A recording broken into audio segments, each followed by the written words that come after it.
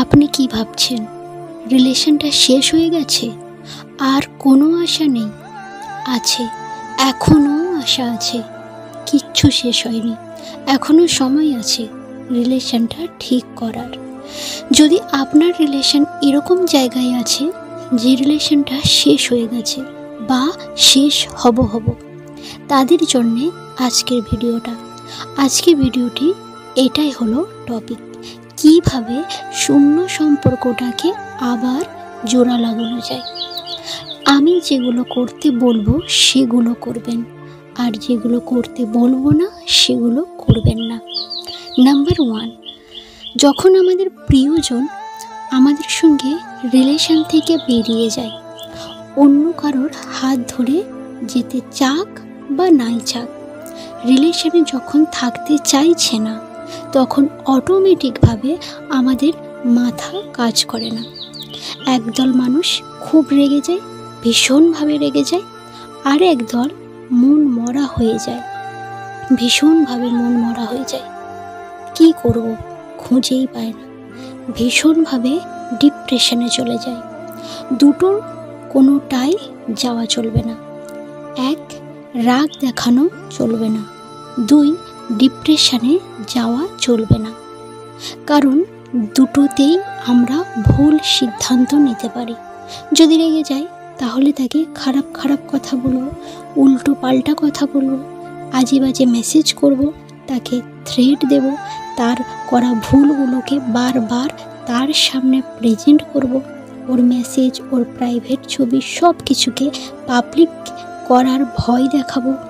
রিলেশনটা আর জীবনেও ঠিক হবে না যদি আপনি এরকম করেন। আর যদি ডিপ্রেশনে চলে যান, যদি খুব মন মরা হয়ে যান, তাহলে ওই মানুষটা মানসিকভাবে শক্তি পেয়ে যাবে, আমাকে এতটাই দুর্বল ভাববে, আর কোনো দিনও আমার কাছে ফিরে আসবে না। কারণ আমাকে সে অর্ধেক মৃত ভেবেই সে ছেড়ে দিয়ে গেছে। তার মাথায় যে কারণেই হোক না কেন এটা তো ঢুকেছে, আমার চাইতে বেটার কাউকে সে পেতে পারে। এবারে আমি যদি ডিপ্রেশনে চলে যাই, মন মরা হয়ে যাই, স্যাড পোস্ট দিতে থাকি, হাতে পায়ে ধরতে থাকি, ক্ষমা ভিক্ষা চাইতে থাকি, ভুল না করেও তাও ভিক্ষা চাইছি, বারবার করে ওকে হাত জোর করে ওকে বলছি থেকে যাও, প্লিজ থেকে যাও, তোমাকে ছাড়া আমি বাঁচতে পারবো না, তোমাকে ছাড়া আমি চলতে পারবো না, তুমি ছাড়া আমার জীবনটা নষ্ট হয়ে যাবে, তাও সে থাকবে না। তাই এই দুটোই কোনোটাই করা যাবে না, এই দুটোই কোনোটাই আমরা করব না। গালাগালি, রাগারাগি না, উল্টোপাল্টা কথা বলবো না, ভয় দেখাবো না, মন মরা হব না। আমি আগে নিজেকে সংশোধন করব, নিজেকে শুধরে নেওয়ার চেষ্টা করব। যে ভুলগুলো করেছি সেই ভুলগুলো নিয়ে নিজের মধ্যে আলোচনা করব যে আমার ভুলটা কী ছিল। দরকার হলে সেই ভুলগুলোকে আমি আমার একটা খাতায় লিখব, কি আমি ভুল করেছি, কবে থেকে খারাপ হতে শুরু করেছিল রিলেশনটা, কেন খারাপ হয়ে গেল, আমার দোষ কী ছিল, ওর দোষ কী ছিল, পুরোটা আমি নিজের সঙ্গে বসে আলোচনা করব। এটা হবে আমার প্রথম কাজ। আমার দ্বিতীয় কাজ কি হবে? আমার দ্বিতীয় কাজ ভীষণ গুরুত্বপূর্ণ। যদি আমি চাই এই রিলেশনটা না শেষ করতে এবং এই রিলেশনটাতে তাকে যদি ধরে রাখতে চাই, তাহলে আমাকে এই কাজটা করতে হবে। আর আমি যদি চাইছি ও গেছে, ভালো হয়েছে, আর দরকার নেই, অনেক ঝামেলা খুব করেছে, অনেক ঝামেলাও খুব সহ্য করতে হয়েছে, তাই ও না থাকলেই ভালো, তাহলে তো মিটেই গেল, আর প্রবলেম নেই। আমি নিজেকে ঠিক রাখতে যদি চাই, রিলেশনটাকে যদি ঠিক রাখতে চাই, দুজন আবার আগের মতো যদি হয়ে থাকতে চাই, তাহলে আমাকে সেই চিঠিগুলোর ব্যবহার করতে হবে যে চিঠিগুলো আমি আমার ভিডিওতে অনেকবার দিয়েছি বা আমার ভিডিওতে ওই চিঠিগুলো আছে। ওর হারিয়ে যাওয়া, ওর ফুরিয়ে যাওয়া আগের ফিলিংস আবার জানাতে হবে চিঠি লিখে। আপনিই তাকে মনে করিয়ে দেবেন, আপনিই তাকে মনে করাবেন যে আমাকে ছাড়া ও কতটা অস্তিত্বহীন। কেউ ভুল বুঝিয়েছে বলে, কেউ মিথ্যা স্বপ্ন দেখিয়েছে বলে ও আমার সঙ্গে থাকতে চাইছে না, কিন্তু আমি সেই আগের স্মৃতিগুলো চালনা করব। সে তখন আবার নিজের ইচ্ছাতে অনিচ্ছাতে ভালো দিনগুলো দেখতে শুরু করবে। আপনাদের ভিতরে তো ভালো দিন ছিল না? আপনাদের ভিতরে ভালো দিন, একসঙ্গে কত স্বপ্ন দেখেছিলেন। আপনি তো একা তাকে ভালোবাসেননি, ভালো তো সেও বেসেছিল, তাই সেও স্বপ্ন দেখেছিল। সেই স্বপ্নগুলোকে তাকে মনে করিয়ে দিতে হবে, সেইগুলো তার চোখের সামনে তুলে ধরতে হবে, প্রেজেন্ট করতে হবে। সেই আগের স্মৃতিগুলো তার মনের ভিতরে আবার সেই পুরনো ফিলিংসটাকে জাগিয়ে তুলতে হবে। এইসব মুহূর্তগুলোকে তাকে চিঠি লিখে বা সোশ্যাল মিডিয়ার মাধ্যমে তাকে যে কোনো উপায়ে জানাতে হবে। আপনি আপনার ফেসবুক, হোয়াটসঅ্যাপে পোস্ট করুন। আপনি কি ভাবছেন সে আপনাকে ব্লক করে দিয়েছে? কিন্তু ব্লক করে দিলেও সে কোনো না কোনো সময় ব্লকটাকে খুলবে, কারণ তার মনেও প্রশ্ন আসবে যে তাকে ছেড়ে আপনি কেমন আছেন। সেটা জানার জন্য সে অবশ্যই আপনাকে কোনো একটা সময় আনব্লক করবেই, এবং আপনার পোস্টগুলো সে পড়বে। আর যখন পোস্টগুলো পড়বে বা দেখবে, তাকে উদ্দেশ্য করে স্মৃতিচারণা, তার মাথার ভিতরে সেই স্মৃতিগুলো ঘুরবে। সেই রকম পোস্ট করবেন যা ওকে স্মৃতিচারণা করতে বাধ্য করবে। নাম্বার 3, ভীষণ গুরুত্বপূর্ণ। একটা রিলেশনকে যদি টিকিয়ে রাখতে হয়, তাহলে এই কাজটা করা একদম আপনার চলবে না।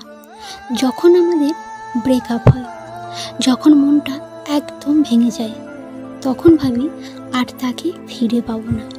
সে হয়তো অন্য কারোর সঙ্গে জীবনটা কাটিয়ে নেবে। সেই সময় আমরা কি করব ভেবে পাই না।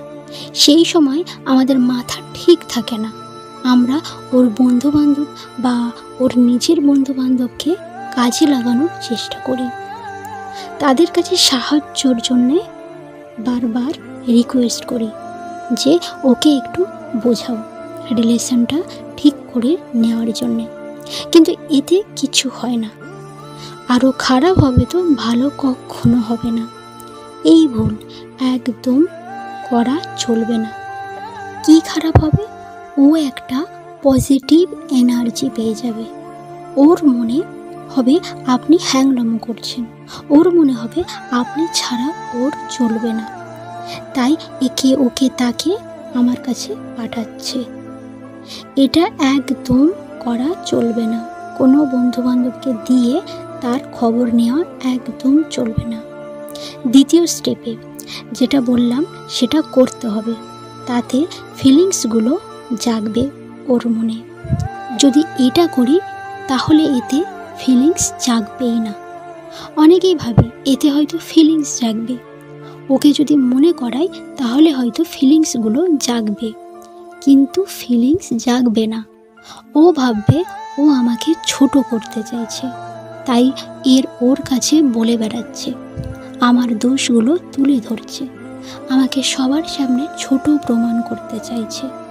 আর কোনো দিনও ওর কাছে আমি ফিরব না।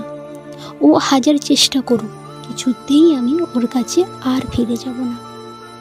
এগুলো হলো কমন সাইকোলজি, এগুলো মানুষের মাথার ভিতরে কাজ করে। আমরা চাই বা না চাই, এইগুলো মাথার ভিতরে ঘুরে বেড়ায়। তাই কাউকে পাঠাবেন না, কারণ সাহায্য নেবেন না। আপনি যাদের কাছে সাহায্য চাইবেন তারাই আপনাকে নিয়ে ব্যঙ্গ হাসি ঠাট্টা করবে। আপনি সবার কাছে মজার পাত্র হয়ে যাবেন, না প্রেম রইবে না বন্ধুত্ব রইবে। আপনি আপনার মান সম্মান সব কিছু একসঙ্গে হারিয়ে ফেলবেন, একা হয়ে যাবেন, এমনভাবে ডিপ্রেশনে চলে যাবেন যে মাথাটা আর কাজ করবে না।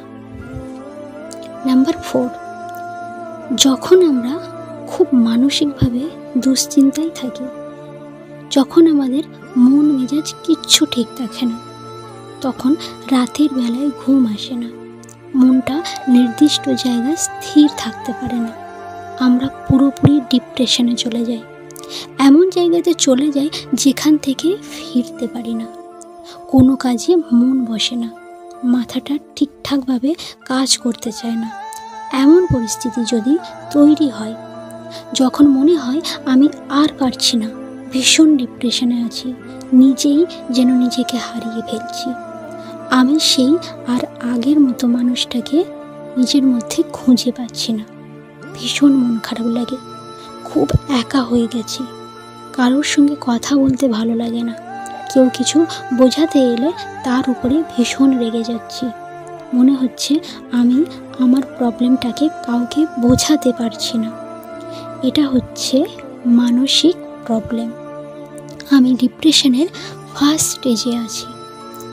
এটার পরিণাম কিন্তু ভয়ানক হতে পারে, তাই আমি সাজেস্ট করব এরকম যদি পর্যায়ে থাকেন তাহলে আপনি সাইকোলজিস্টকে দেখান। তো এই ছিল 4টে পয়েন্ট, বিশেষ করে 3টে পয়েন্ট আপনি খুব ভালো করে মন দিয়ে ফলো করবেন, তাহলে আপনাদের শূন্য রিলেশনটা, যে রিলেশনটা ভেঙে যাচ্ছে, ভেঙে গিয়েছে, সেই রিলেশনটা আবার জোড়া লাগবে। ভিডিও ভালো লাগলে অবশ্যই লাইক করবেন, কমেন্ট করবেন আর বন্ধুদের সঙ্গে শেয়ার করবেন। অনেক অনেক ভালো থাকবেন, সুস্থ থাকবেন। ধন্যবাদ।